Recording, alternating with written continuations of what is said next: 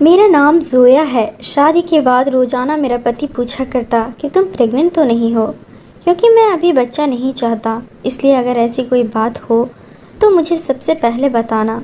मेरा पति सुमित एक काम और करता था जो बहुत ही अजीब होता था। वह रोज़ शाम को मुझे अपने साथ एक वीरान जगह में ले जाता। वहाँ चारों तरफ सन्नाटा छाया होता। वहाँ एक बड़ी सी हवेली बनी हुई थी। सुमित मुझे अंदर ले जाकर एक कमरे में बंद कर देता। उस कमरे में बहुत ही अजीब लगता था। जैसे ही मैं कमरे में दाखिल होती, अजीब सी खुशबू आती और मुझे नींद आने लगती थी और मैं गहरी नींद में चली जाती थी। अगले दिन मेरी आँख खुलती तो मैं अपने घर के बेड पर मौजूद होती थी, लेकिन मुझे कुछ भी याद नहीं होता था। मेरी जेठानी जेठ जी मुझे नफरत से देखते थे। यहाँ तक कि मेरी जेठानी ने तो मुझसे बातचीत करना भी बंद कर दिया था। घर के कामों को भी हाथ नहीं लगाने देती और घर के काम के लिए काम वाली रख ली थी, लेकिन वह काम वाली हर वक्त अपने आप को चादर में छुपा कर रखती। यहाँ तक कि उसके हाथ पैर भी नहीं दिखते थे। बाद में पता चला कि वह काम वाली गूंगी है, बोल नहीं सकती। लेकिन एक दिन मैंने उसे अपने जेठ जी के साथ राज की बात करते सुना था, जिसे सुनते ही मेरे सर पर आसमान टूट पड़ा। हकीकत जानकर मैं दंग रह गई। अपने पति को बताना चाहा तो उसने मुझे डांट कर चुप कर दिया। मैं बड़ी परेशान थी। उन्हीं दिनों मैं प्रेग्नेंट हो गई। मेरे पति को जैसे ही यह बात पता चली, उसने मेरी प्रेगनेंसी गिरवा दी। मैं बहुत रोई और फिर ऐसा ही 3 बार हुआ, लेकिन तीनों ही बार मेरे पति ने मेरी प्रेगनेंसी गिरवा दी। चौथी बार फिर जब मैं उम्मीद से हुई तो मैंने यह राज अपने पति से छुपा लिया और उसको नहीं बताया। और जब मेरे पेट का साइज बढ़ने लगा तो मेरे पति के पसीने छूट गए। वह मेरे सामने रोने लगा कि अगर यह बच्चा पैदा हो गया तो मैं किसी को मुंह दिखाने के काबिल नहीं रहूँगा, क्योंकि मेरे बच्चे तो इससे आगे वह बात अधूरी छोड़ देता। और मैं परेशान हो जाती कि आखिर वह ऐसा क्यों करता है। भला वह अपने बच्चों को दुनिया में आने से क्यों रोकता है। लेकिन इस बार अपने पति की लाख कोशिशों के बावजूद भी मैंने अपने बच्चों को बचा लिया था। लेकिन जैसे जैसे डिलीवरी के दिन पास आने लगे, मेरे पति की हालात ख़राब होती जा रही थी। और फिर जैसे ही डिलीवरी का दिन आया तो डॉक्टर ने जैसे ही बच्चा मेरे गोद में दिया, मैं चीखे मार मार कर रोने लगी, क्योंकि वह बच्चा तो मेरा नाम ज़ोया है। मैं 18 साल की थी। मैं हरियाणा के छोटे से गांव की रहने वाली हूँ। मेरी शिक्षा 10वीं क्लास तक ही हो पाई थी। मुझे पढ़ने का बहुत शौक़ था। मेरी माँ भी काफ़ी पढ़ी लिखी थी, पर बाबा अनपढ़ थे। बाबा का अपना कपड़े का दुकान था। मेरे माँ बाप में बहुत मोहब्बत थी, लेकिन उसके बावजूद भी दोनों में लड़ाई झगड़े होते रहते थे। मेरे बाबा एक ऐसे ख़ानदान से संबंध रखते थे जिसके कुछ अपने पुराने ज़माने की रस्में थी, उसूल थे, जो मेरी पढ़ी लिखी माँ को बिल्कुल भी पसंद नहीं थी। लेकिन बाबा अपने ख़ानदान की रस्मों के ख़िलाफ़ अम्मा को नहीं जाने देते थे। उनका कहना था कि हमारे बड़े बूढ़ों ने बहुत सोच समझकर यह रस्म व रिवाज बनाए थे, जिन्हें तोड़कर पाप के भागीदार नहीं बनेंगे। लेकिन मेरी माँ को यह रस्म व रिवाज समझ नहीं आते थे। ऐसे रस्म व रिवाज का क्या मतलब है जिनका धर्म से भी कोई लेना देना नहीं था। फिर भला इस रस्म व रिवाज की क्या ज़रूरत थी। लेकिन बाबा इस रस्म व रिवाज से इतने जुड़े हुए थे कि इन रस्म व रिवाज के आगे उन्हें अपने बच्चे भी दिखाई नहीं देते थे। और बाबा ही नहीं, उस ख़ानदान का हर एक मर्द इन रस्म व रिवाज को अपनी जान से भी ज़्यादा बढ़कर निभाता था। एक तो उनके ख़ानदान का यह रिवाज था कि बेटी की शादी ख़ानदान से बाहर नहीं होगी। अगर बेटी की शादी होगी तो वह ख़ानदान के ही किसी लड़के या मर्द से होगी। गैर बिरादरी से लड़कियां हो सकती हैं, जैसे मेरी माँ आई थी, लेकिन जा नहीं सकती। फिर चाहे बिरादरी में शादी का जोड़ा हो या ना हो, उम्र का फ़र्क भी भुला दिया जाता था। फिर चाहे लड़की 18 साल की हो और मर्द 50 साल का, या फिर लड़की 18-19 साल की हो और लड़का 14-15 साल का ही क्यों ना हो। जैसे ही लड़की 18 साल की होती, उस बिरादरी के किसी लड़के के साथ बांध दिया जाता। अगर कोई लड़की अपनी कदम बाहर उठाने की कोशिश करती तो उसी बिरादरी और घर से तमाम रिश्ते तोड़ दिए जाते थे। यहाँ तक कि कभी कभी तो लड़की को इन रस्म रिवाज की बलि चढ़ा दिया जाता था। उनकी ज़िंदगी लेकर दूसरी रस्म थी। औरतों की शिक्षा को लेकर मेरे बाबा के ख़ानदान वालों का मानना था कि औरत को ज़्यादा शिक्षा देना ज़रूरी नहीं है। औरतों की शिक्षा को बेकार माना जाता था। अगर लड़की ज़्यादा पढ़ लिख ले तो उसे बुरा समझा जाता था। वजह यह थी कि ज़्यादा शिक्षा हासिल करने के बाद औरत खुद के पैरों पर खड़ी हो जाती है और फिर मर्दों के सामने जुबान चलाती है। जैसे मेरी माँ मेरे बाप के सामने आकर खड़ी हो जाती थी। जब भी उन्हें कुछ गलत होता दिखाई देता था, औरतों को यह बिरादरी वाले अपनी जागीर समझते थे। जैसे चाहो इस्तेमाल करो। तीसरा और सबसे दर्दनाक रिवाज था कि कुछ भी हो जाए औरत तलाक नहीं ले सकती थी और ना ही उसे तलाक दी जाती थी। अगर औरत नापसंदी हो तब भी उसे ज़िंदगी से तो निकाल दिया जाता था, लेकिन आज़ाद नहीं किया जाता था। वह सारी ज़िंदगी अपने पति के नाम पर बैठी रहती थी, लेकिन तलाक लेकर अपना दूसरा घर नहीं बसा सकती थी। इनका कहना था कि डोली बाप के घर से निकली है तो अर्थी पति के घर से ही उठेगी। औरतों को जो हक दिए जाने चाहिए इन लोगों ने वह औरत से छीन लिए थे। पति चाहे कैसा ही व्यवहार करे, चाहे मारपीट जानवरों जैसा व्यवहार करे, लेकिन औरत को फिर भी अपने पति के नाम से ही ज़िंदगी गुजारनी पड़ती थी। बिरादरी वालों का कहना था कि यह औरत का फ़र्ज़ है कि वह अपने पति की सारी बातें माने, लेकिन मेरी अम्मा पढ़ी लिखी थी और तमाम रस्म रिवाज के सख्त खिलाफ थी। लेकिन आखिर कब तक खिलाफ रहती? आखिर थी तो वह औरत ही, दूसरा उनके साथ खड़ा होने वाला भी कोई नहीं था। लेकिन माँ की बातों से बाबा की सोच में थोड़ा बहुत बदलाव ज़रूर आ गया था, लेकिन वह भी एक पुराने ख्याल के ख़ानदान की रस्म रिवाज से बंधे हुए मर्द थे। ख़ानदान वालों की नाराज़गी लेकर उन्होंने मुझे 10वीं क्लास तक पढ़ाई करा दी थी, लेकिन उसके बाद मेरी अम्मा ने लाख कोशिश की, लेकिन उन्होंने मुझे आगे नहीं पढ़ाया और मेरे 18 साल होते ही मेरा रिश्ता अपने दोस्त के बेटे से तय कर दिया, जो 32 साल का था और बिल्कुल जाहिल और अनपढ़ था। गुस्से का तेज और इतना बदतमीज़ कि जो भी उसको देखता अपने कानों पर हाथ रख लेता था। मेरी माँ ने इस रिश्ते से साफ इनकार कर दिया कि वह मेरी शादी एक जाहिल आदमी से हरगिज़ नहीं करेगी। और उस दिन बाबा ने माँ को तलाक की धमकी दे दी कि अगर हमारे ख़ानदान की रस्म व रिवाज को तोड़ने की कोशिश की तो फिर यह रस्म भी टूटेगी कि मैं तुम्हें तलाक दे दूँगा। यह सुनते ही अम्मा के साथ साथ मैं भी दंग रह गई थी। यहाँ पर जाकर अम्मा कमज़ोर पड़ गई और फिर बाबा की ही मर्जी चली और 2 महीने में ही धूमधाम से मेरी शादी बाबा के उस जाहिल और बदतमीज़ दोस्त के बेटे से हो गई। मेरे पति का नाम सुमित था। देखने में तो काफ़ी अच्छा था, लेकिन वही पुरानी सोच का मालिक था जिस सोच के मेरे बाबा थे। शादी की पहली रात मैं दुल्हन बनी बैठी थी, काफ़ी डरी सहमी हुई थी जब कमरे में सुमित आया और मुझे बहुत नरमी से और मोहब्बत से बात की। मुझे शादी की पहली रात का गिफ्ट भी दिया और मुझसे बातें करने लगा और फिर मुझसे बोला कि हम अच्छे दोस्त बनकर रहेंगे। मैं उसकी ऐसी बातें सुनकर हैरान रह गई कि मैं तो उसके बारे में बहुत ही गलत सुन रखा था, लेकिन फिर मैं खुश भी हो गई। मेरा सारा डर अब गायब होने लगा था। मैंने सुमित की तरफ दोस्ती का हाथ बढ़ा दिया। हम कुछ देर बैठकर बातें करते रहे। जब सुमित ने ऐसी बात बोली जिसे सुनते ही मैं दंग रह गई। सुमित ने कहा कि अब हम बेस्ट फ्रेंड हैं, तो तुम मुझे अपनी सारी बातें बताओगी, छोटी से छोटी भी और बड़ी से बड़ी भी। मैंने कहा ठीक है। फिर सुमित ने आगे कहा कि जब हम अच्छे दोस्त बन ही गए हैं तो हम एक दूसरे की सारी बातें भी मानेंगे। मैं जो बोलूँगा वह तुम खुशी खुशी मानोगी और हमारे बीच कोई भी राज किसी को नहीं बताएगा। मैं मान गई। फिर वह मुस्कुराया और बोला, जब भी तुम प्रेग्नेंट हो तो यह बात सबसे पहले मुझे ही बताओगी। वैसे तो मैं पूरी सावधानी रखूँगा, लेकिन फिर भी किसी तरह तुम प्रेग्नेंट हो जाओ तो मुझे ज़रूर बताओगी और जब तक मैं नहीं कहूँगा किसी और को नहीं बताओगी। सुमित की बातें सुनकर मैंने शर्म से चेहरा झुका लिया। मैंने सुमित की सारी बातें मानने का वादा किया। सुमित ने प्यार से मेरे हाथों को थाम लिया और मुझसे वादा किया कि मैं पूरी ज़िंदगी तुम्हें खुश रखूँगा, तुम्हें कोई तकलीफ़ नहीं दूँगा। मैं भी खुश हो गई और उसके सीने से लग गई।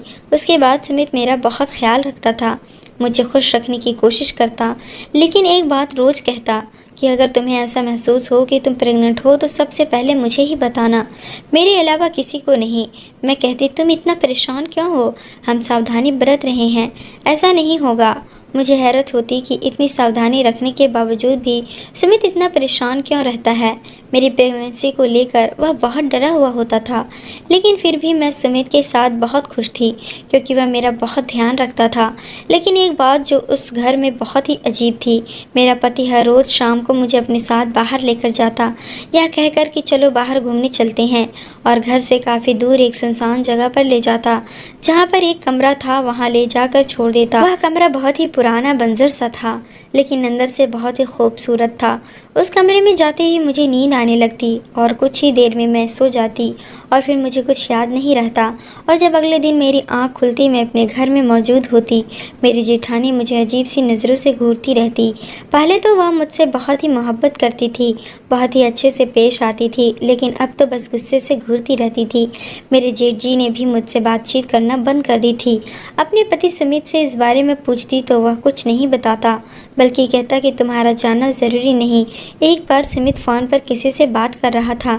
यह सुनकर मुझे पता चला कि वह रोज़ मुझे इस कमरे में छोड़कर शहर चला जाता है। लेकिन अगर उसे शहर ही जाना है तो वह मुझे उस कमरे में बंद क्यों कर जाता है? मुझे घर में छोड़कर भी तो जा सकता है। और फिर मुझे सख्ती से मना कर देता कि इस बारे में अपने घर वालों को भी कुछ मत बताना। आखिर यह सब क्यों कर रहा था? मैं बहुत परेशान होती कि आखिर वह मुझे अकेला छोड़कर शहर क्यों जाता है, जबकि उनका कारोबार तो गांव में ही था। और जब वापस आता तो बिखरे हुए बाल और ऐसा लगता कि जैसे कितना बीमार है। मैं पूछती क्या हुआ तो वह भड़क जाता। उसका गुस्सा देखकर मैं डर जाती। लेकिन जब मेरे जेठ जी ने पूछा कि सुमित क्या तुम शहर गए थे, तो वह साफ इनकार कर देता, जिस पर मेरे जेठ जी भी भड़क जाते और दोनों भाई में बहस हो जाती। मेरी सास इस दुनिया में नहीं थी। मेरे ससुर दूसरी शादी करके वह दूसरे घर में रहते थे। घर में यही सब कुछ चल रहा था। उन्हीं दिनों मेरे जेठ जी ने घर पर एक काम वाली रख ली। यह देखकर मुझे धक्का सा लगा कि वह काम वाली किचन में काम, खाना पकाना वगैरह कर रही है, जबकि हमारी बिरादरी में किचन के काम सिर्फ घर की औरतें यानी पत्नी, बहन, बेटियां, बहू ही करती थी। तो फिर मेरे जेठ जी ने काम वाली कैसे रख ली? काम वाली को देखकर मेरी जेठानी ने तो बहुत ही बवाल मचाया था। फिर सारा इल्ज़ाम मुझ पर ही डाल दिया कि घर की यह हालात तुम्हारी वजह से हुई है। मैं बहुत परेशान हो गई थी। मेरे दिमाग में ख्याल आया कि ज़रूर कोई खिचड़ी पक रही थी, और ऐसी खिचड़ी थी जिसे घर की बुनियाद ही गिर जाएगी। वह नौकरानी हर समय अपने चेहरे को, यहाँ तक कि अपने पूरे शरीर को ही ढक कर रखती थी, अपने पैर तक को छुपा कर रखती थी। मेरी जेठ जी के अलावा किसी से कोई बात नहीं करती थी। ऐसा लगता जैसे वह गूंगी है, लेकिन मेरे जेठ जी के सामने ही उसकी ज़बान खुल जाती थी। मुझे अपने जेठ जी और नौकरानी पर शक होने लगा था। मैंने यही बात सुमित के सामने करना चाहा तो वह आग बबूला हो गया। लेकिन मैंने भी फैसला कर लिया कि अब ना तो मैं अपने पति के साथ उस कमरे में जाऊंगी जो घर से दूर वीरान जगह में है, ना ही अपने जेठ जी और उस नौकरानी को अकेला छोड़ूंगी। जब शाम के समय सुमित मुझे अपने साथ लेकर जाने लगा तो मैंने साफ मना कर दिया। मेरे मना करने पर सुमित का रंग गुस्से से लाल हो गया, लेकिन मैं नहीं मानी। फिर भी ज़बरदस्ती वो मुझे अपने साथ ले गया। मेरे लाख मना करने के बावजूद वो मुझे अपने साथ घसीट कर ले गया। अगले दिन जब मुझे होश आया, मेरा बुरा हाल था। पूरा शरीर दर्द कर रहा था, चक्कर भी आ रहे थे। मैं अपने बेड पर लेटी हुई थी। मुझे होश में आकर देखते ही सुमित ने मुझे अजीब सी नज़रों से घूरा। कहने लगा, कैसा महसूस कर रही हो? मैंने कहा, बहुत थका थका महसूस कर रही हूँ, चक्कर भी आ रहे हैं। उसने एकदम चौंक कर पूछा, कहीं तुम प्रेग्नेंट तो नहीं हो गई? उसके सवाल मुझे बहुत ही अजीब लगते थे। भला वह क्यों बार बार मेरे प्रेग्नेंट होने का पूछता था, और अगर पूछता भी था तो ऐसे क्यों, जैसे उसके पीछे उनका कोई बड़ा राज छुपा हुआ है। मैं खामोश होकर सुमित की तरफ देखने लगी। उसने जब दोबारा मुझे वही सवाल पूछा, अभी मैं जवाब दे भी नहीं पाई थी कि अचानक मुझे उल्टी आ गई और मैं बाथरूम में भागकर चली गई। सुमित भी मेरे पीछे आ गया। उसका चेहरा डर के मारे पीला पड़ गया था। ऐसा लग रहा था जैसे बहुत बुरा हो गया हो। मेरे बाहर निकलते ही वह बोला कि तैयार हो जाओ, हमें हॉस्पिटल जाना है। मैं बहुत हैरान हुई और मैंने कहा कि सिर्फ उल्टी ही तो आई है, पर वह मुझे ज़बरदस्ती अपने साथ ले गया। अस्पताल ले जाकर मेरा चेकअप करवाया। चेकअप के बाद डॉक्टर ने खुशखबरी सुनाई कि मैं प्रेग्नेंट हूँ। यह सुनते ही सुमित के हाथ पैर कांपने लगे। मैं अपने पति को देखकर हैरान और परेशान रह गई कि बच्चा होने की खबर पर तो उन्हें खुश हो जाना चाहिए था, फिर वह इतना डरे हुए क्यों थे? मैं यही सोच रही थी कि जब सुमित ने जो कहा उसे सुनते ही मेरे पैरों तले से ज़मीन निकल गई। सुमित ने मेरी प्रेगनेंसी मेरे रोने और मेरे मना करने के बावजूद गिरवा दी, पर पूछने पर बोले कि मैं मजबूर हूँ। मैं बहुत रोई कि भला कौन सी मजबूरी है जो अपने ही बच्चे को दुनिया में आने से रोक रहे हो आप। मैं बहुत तकलीफ़ में थी। अब मेरा पति मुझे अपने साथ उस वीरान वाले कमरे में नहीं ले जा रहा था, लेकिन अब मैं बस रोती रहती थी, क्योंकि मुझे अपने प्रेग्नेंट होने की खबर से बहुत खुशी मिली थी, लेकिन मेरी खुशियों पर पानी फेर दिया था। मेरे हर वक्त रोने पर सुमित ने मुझे धमकी दी कि अगर तुमने यह बात किसी को बताई तो फिर मैं तुम्हें छोड़कर हमेशा के लिए चला जाऊंगा। मैं डर गई और फिर अपने बच्चे का ख्याल अपने दिल में ही दबाकर खामोश हो गई। लेकिन इसके बाद लगातार 1 साल के अंदर ही अंदर सुमित ने मेरी 3 बार प्रेगनेंसी और गिरवाई थी। अब तो मुझे सुमित से नफ़रत होने लगी थी, साथ ही साथ उसके घर वालों से भी नफ़रत होने लगी थी। मुझे अपने बाप से भी नफ़रत होती थी कि उसने मेरी शादी एक जाहिल गवार आदमी से कर दी। मैंने सबसे बात करना बंद कर दिया था, यहाँ तक कि अपने माँ बाप से भी बात नहीं करती थी। मैंने अपने आप को कमरे में बंद कर लिया था, हर वक्त रोती रहती। मेरी सेहत दिन ब दिन बिगड़ती जा रही थी। मेरा मन मुझे अंदर ही अंदर कचोटता रहता कि मैं अपने बच्चों को नहीं बचा सकी। एक दिन ऐसे ही लेटी हुई अपनी किस्मत पर रो रही थी। अचानक से मेरा मन बहुत घबराने लगा। सोचा उठकर थोड़ा बाहर टहल लेती हूँ। उठकर जाने लगी तो मुझे चक्कर आ गया। मैं डर गई कि अगर मैं फिर से प्रेग्नेंट तो नहीं हुई और मेरे पति ने मेरा बच्चा गिरवा दिया तो क्या होगा। मैं जल्दी से निकलकर बाहर आ गई। किचन में गई और एक गिलास ताज़ा जूस बनाया और उसे गिलास में लेकर बाहर टहलने लगी। मैंने सोचा इससे मन हल्का हो जाएगा। मैं नहीं चाहती थी कि सुमित को शक हो कि मैं फिर से माँ बनने वाली हूँ। अभी मैं बाहर टहल ही रही थी कि मैंने अपने जेठ जी को नौकरानी के साथ कमरे में जाते देखा। मैं दंग रह गई क्योंकि मेरे जेठ जी जिस तरह छुपकर नौकरानी के साथ जा रहे थे मुझे बहुत ज़्यादा अजीब लगा। मैं भी खामोशी से उस नौकरानी के कमरे की तरफ बढ़ी ताकि देख सकूं कि दोनों इस तरह छुपकर क्यों जा रहे हैं। मैं कमरे के बाहर दरवाजे से कान लगाए खड़ी हुई थी जब अंदर से आई आवाज़ सुनी और जैसे जैसे मैं सुनती गई मेरे पैरों तले से ज़मीन निकलती गई। मेरे हाथ में जूस का गिलास था जो छूटकर नीचे गिर गया था। ऐसा लगा कि जैसे पूरे घर की छत मेरे ऊपर आ गिरी हो और उस छत ने मेरे शरीर को तोड़ दिया हो। इतना घटिया घिनौना काम मैं सपने में भी नहीं सोच सकती थी। ग्लास टूटने की आवाज़ पर मेरे जेठ जी और नौकरानी कमरे से बाहर आए, लेकिन राज मुझे पता चल गया था और उसके बाद मुझे अपने पैरों पर खड़ा रहना मुश्किल हो गया था कि मेरे साथ इतना सब कुछ हो गया और मुझे पता ही ना चला। मेरे जेठ जी और उस नौकरानी ने मुझे आगे बढ़कर पकड़ना चाहा, लेकिन मैं चीख पड़ी और फिर ज़ोर ज़ोर से रोने लगी। कमरे से मेरी जेठानी भी बाहर निकलकर हैरत से मुझे देखने लगी, लेकिन अगले ही पल जो हुआ उसे देखकर तो मेरी रूह कांप उठी। मैं ज़मीन पर गिर गई थी। मेरी जेठानी मुझे अपने साथ कमरे में ले गई। मेरे जेठ जी और वह नौकरानी भी कमरे में आ गए। मैं अपनी बर्बादी पर दहाड़े मार मार कर रो रही थी जब मेरी जेठानी ने मुझे गले से लगा लिया और फिर मेरे जेठ जी और नौकरानी ने सारी हकीकत खोलकर सामने रख दी। मेरी जेठानी ने मुझे कुछ बातें की और बहुत देर तक मुझे समझाया। तो फिर मैंने अपने पति से बदला लेने के बारे में सोचा। मैंने अपनी जेठानी और जेठ जी को सब कुछ बता दिया कि कैसे सुमित ने मेरी 3 बार प्रेगनेंसी गिरवाई है। मुझे वीरान कमरे में ले जाकर बंद कर दिया था, जिसे सुनकर मेरी जेठानी हैरानी से मुझे देख रही थी और फिर वह भी रोने लगी। उन्हें विश्वास नहीं हो रहा था कि सुमित इस हद तक भी जा सकता है। उसके बाद हम सब ने मिलकर नाटक करना शुरू कर दिया। मैंने और मेरी जेठानी जेठ जी ने सुमित को इस बार नहीं बताया कि मैं उम्मीद से हूँ, लेकिन समय गुजरने के साथ साथ जैसे जैसे मेरा पेट बढ़ने लगा मेरा पति परेशान हो गया और फिर मुझे ज़बरदस्ती अस्पताल ले गया और डॉक्टर से कहा कि मुझे यह बच्चा नहीं चाहिए, लेकिन डॉक्टर ने साफ मना कर दिया। कहा कि अगर अब बच्चे को गिराया तो आपकी पत्नी की जान जा सकती है। यह सुनते ही सुमित सर पकड़े हुए रोने लगा और बोला कि अगर यह बच्चा इस दुनिया में आ गया तो मैं किसी को मुंह दिखाने के काबिल नहीं रहूँगा। अपने पति की बात सुनकर मैं हैरान नहीं हुई थी क्योंकि मैं उसका राज जान चुकी थी, इसलिए खामोश रही और फिर गुजरते दिनों के साथ उसकी हालात और भी ख़राब होती चली गई। ज़रूरी काम का कहकर शहर चला गया और मैं सब कुछ जानते हुए भी बिल्कुल अनजान थी। जब मेरी डिलीवरी के दिन पास आए और मेरा पति भी शहर से वापस आया तो उसकी हालात भी काफ़ी ख़राब थी। वह कोई थका हुआ मुसाफिर लग रहा था और फिर वह दिन भी आ गया कि हमें अस्पताल जाना पड़ा। डॉक्टर ने मेरा चेकअप किया और आधे घंटे के बाद मेरी गोद में मेरा बच्चा लाकर रख दिया, लेकिन डॉक्टर ने बताया कि तुम्हारा बच्चा अंधा पैदा हुआ है और साथ ही साथ इस बच्चे का विकास नॉर्मल लोगों से अलग है। फ्यूचर में आपका बच्चा पागल बनकर पूरी ज़िंदगी गुजारेगी। यह सुनते ही सबके ऊपर एक मातम सा छा गया था और सुमित घुटनों के बल नीचे बैठकर ज़ोर ज़ोर से रोने लगा और मुझसे हाथ जोड़कर माफ़ी मांगने लगा। इसके साथ ही उसने अपने सारे पाप स्वीकार कर लिए। तभी उस नौकरानी ने भी अपने ऊपर से चादर उतार कर फेंक दी थी। उस नौकरानी को देखते ही मेरे पति के कदमों तले से ज़मीन निकल गई। वह वहीं ढेर होता चला गया क्योंकि वह नौकरानी नहीं बल्कि वह तो मेरे पति की पहली पत्नी थी। कुछ साल पहले सुमित अपने दोस्तों के साथ शहर घूमने के लिए गया हुआ था। पहाड़ों की वादियों में घूमते हुए उन्हें वहाँ एक लड़की मिली थी जिस कॉटेज में यह ठहरे थे। वह लड़की वहाँ खाना बनाती थी। वह लड़की बहुत सुंदर थी, बिल्कुल कश्मीरी सेब की तरह। जब मेरे पति को वहाँ पसंद आ गई।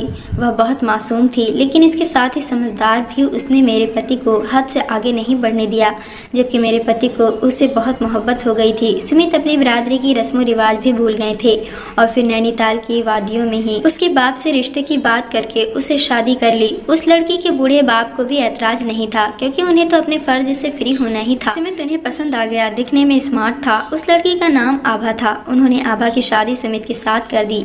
शादी के 2 महीने तक आभा और सुमित एक साथ रहे। जब गांव से बुलावे पर उसे गांव जाना पड़ा, आभा से वापस आने का वादा करके वह गांव चला गया। उधर आभा सुमित का इंतजार करती रही और इंतजार की सीमा हद से आगे बढ़ती चली गई। यहाँ तक कि आभा एक बेटे को भी जन्म दे दिया, लेकिन सुमित वापस नहीं लौटा। आभा को अपने नाम के साथ बांधे रखा। इधर सुमित बहुत परेशान था, क्योंकि जज्बात में आकर इतना बड़ा कदम उठा तो लिया था, लेकिन यह बात बिरादरी में पता चली तो बहुत बुरा होगा, और इसी बुज़दिली की वजह से वह छुप गया और उस लड़की को शहर में ही छोड़ दिया। बच्चा जब 3 महीने का हुआ तो मालूम पड़ा कि उसके दिल में सुराख है और ऑपरेशन ज़रूरी है, नहीं तो बच्चा नहीं बचेगा। आभा सोच चुकी थी कि मर जाएगी, लेकिन उस बेवफा इंसान के बारे में दोबारा नहीं सोचेगी। लेकिन अपने बच्चे को देखकर और उसकी जान बचाने के लिए तड़प उठी और फिर वह सुमित को ढूंढने की कोशिश करने लगी। भगवान ने कृपा की कि उसे सुमित का एक दोस्त मिल गया। वह पढ़ा लिखा लड़का था। उसे आभा के हालात पर दया आ गई और उसने आभा को सुमित के घर का पता बता दिया। आभा सुमित के बड़े भाई के सामने बहुत रोई और अपना बच्चा आगे कर दिया कि अब इसकी जिंदगी आप लोगों के हाथ में है। जब जेठ जी ने सुमित से पूछा था कि यह क्या लड़की सच कह रही है, तो उस समय डर के मारे सुमित आभा के साथ रिश्ते से मुकर गया और कहा कि वह इस लड़की को नहीं जानता, ना जाने किसका पाप यह मेरी झोली में डाल रही है। बिरादरी वालों ने उस लड़की को घर से निकाल दिया और बहुत ही बेइज्जत किया। मेरी जेठानी ने भी अपने देवर पर ही विश्वास किया। जब उस लड़की ने अपने बच्चे को सीने से लगाकर रोते हुए सुमित को बद्दुआ दी कि अगर तुम झूठे हो और मैं सच्ची हुई तो भगवान करे तुम्हारी औलाद भी अपंग पैदा हो, किसी ऐसी बीमारी के साथ पैदा हो कि तुम खून के आंसू रो। लेकिन सुमित को उस समय अपनी इज्जत और बिरादरी का इतना डर था कि उसने आभा को अपनी पत्नी मानने से इनकार कर दिया। यहाँ तक कि इंसानियत के नाते भी उसे अपनी सगी औलाद पर दया नहीं आई। लेकिन पता नहीं क्यों मेरे जेठ जी को आभा पर कुछ विश्वास होने लगा था। जैसे ही आभा घर से बाहर निकली, मेरे जेठ जी ने अपने नौकर से उसे बुलवाकर खामोशी से उसे अपने नौकर के घर में छुपा दिया। उस बच्चे का DNA टेस्ट भी करवाया तो मालूम हुआ कि वह लड़की सच कह रही थी। उसके बाद मेरे जेठ जी ने उस बच्चे का इलाज करवाया, लेकिन आभा को और बच्चे को सबसे छुपा कर ही रखा, जिससे बिरादरी में उनकी इज्जत बनी रहे। इसलिए मेरी शादी सुमित के साथ करवा दी। लेकिन आभा की दी हुई बद्दुआ को लेकर सुमित बहुत ही डरा हुआ रहने लगा था। आभा के घर से जाने के बाद सुमित ने उसे ढूंढने की बहुत कोशिश की थी, लेकिन वह उसे नहीं मिली थी। वह रोज आभा को ढूंढने के लिए निकल जाया करता था, लेकिन जब मेरे जेठ जी ने उसे शहर जाने की वजह पूछी तो फिर वह कोई जवाब नहीं दे पाया और उसने इसका यह हल निकाला कि रोज मुझे अपने साथ लेकर जाता और अपने भाई से कह देता कि मैं जोया को उसकी अम्मा बाबा के पास ले जा रहा हूँ, और फिर मुझे वीरान कमरे में ले जाकर बंद कर देता और मुझे नींद वाली दवा दे देता, जिससे कि मैं आराम से पूरी रात सोई रहती। खुद आभा को ढूंढने चला जाता। इसलिए मेरी जेठानी अब मुझसे नफरत करने लगी थी, क्योंकि उन्हें लगता था कि मैं रोज अपनी माँ के घर चली जाती हूँ। मैं घर बसाने वाली लड़की नहीं हूँ। उस दिन भी जब मैं जूस का गिलास लेकर अपने जेठ जी और कामवाली का पीछा करते हुए कमरे तक गई थी, तो कमरे के अंदर से ऐसे ही आधी अधूरी सच्चाई सुनी थी। लेकिन आधी अधूरी सच्चाई सुनकर भी मैं पूरी बात समझ गई थी, और जब मेरी जेठानी ने उस नौकरानी का चेहरा देखा तो वह भी सारी हकीकत समझ चुकी थी और मुझे भी सारी सच्चाई बता दी थी। मैंने उस लड़की से माफ़ी मांगी, अपने पति की वजह से नहीं, बल्कि अपने अंदर पलते एक मासूम और नन्ही सी जान की वजह से, क्योंकि मैं नहीं चाहती थी कि उसकी बद्दुआ मेरे बच्चे को लगे। आभा ने मुझे माफ़ कर दिया था, मुझे गले से लगा लिया था, और जब मेरा बच्चा पैदा हुआ तो मेरी जेठानी और जेठ जी ने नाटक किया और डॉक्टर को समझा दिया कि तुम्हें बाहर जाकर कहना है कि बच्चा अंधा और अब नॉर्मल पैदा हुआ है। जिसे सुनते ही मेरे पति ने रोते हुए अपने सारे पाप स्वीकार कर लिए थे। इस बात को साल गुजर चुका है, लेकिन बिरादरी के रस्म रिवाज अब भी वही है।